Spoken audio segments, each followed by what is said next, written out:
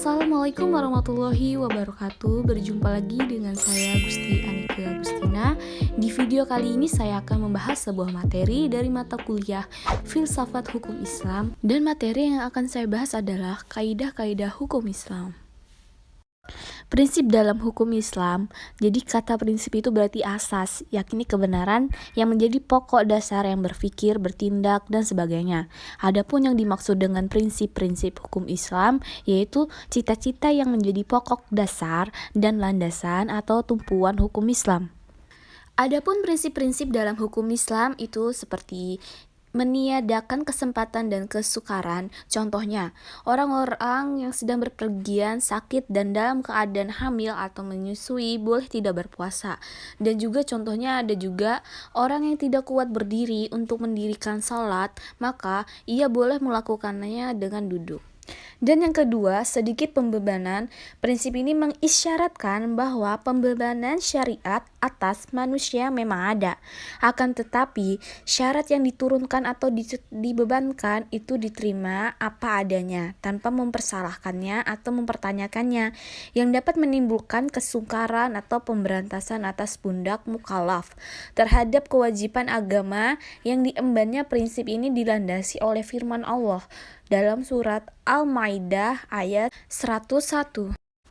Dan yang ketiga, bertahap dalam menetapkan hukum. Al-Quran itu diturunkan secara berangsur-angsur, bukan sekaligus, sebab mengingat potensi manusia yang sangat terbatas, hingga ketika ada ayat yang telah diturunkan kemudian dipahami, barulah ayat lain diturunkan. Dan yang keempat, memerhatikan kemaslahatan manusia. Dalam penetapan hukum selalu didasarkan pada 3 sendi pokok, yaitu hukum ditetapkan setelah masyarakat membutuhkan hukum-hukum itu. Dan yang kedua, hukum-hukum ditetapkan oleh suatu kekuasaan yang berhak menetapkan hukum dan memudahkan masyarakat ke bawah ketetapannya. Dan yang ketiga, hukum-hukum ditetapkan menurut kadar kebutuhan masyarakat. Dan yang kelima, mewujudkan keadilan. Manusia menurut pandangan Islam adalah sama baik di hadapan Allah maupun di hadapan hukum, tanpa ada melihat kepada tinggi rendahnya suatu jabatan seseorang ataupun tua maupun muda, melainkan seoptimal dan semaksimal apa yang telah ia perbuat dengan hukum Allah itu sama mendapat predikat takwa. Dan kita akan membahas tentang kaidah dalam hukum Islam. Kata kaidah itu secara etimologi berarti asas. Adapun menurut Asyuyuti dalam kitab Al-Ashiba wa An-Nazahir bahwa kaidah adalah hukum yang bersifat kuli atau menyeluruh atau general law. Ia meliputi semua bagian.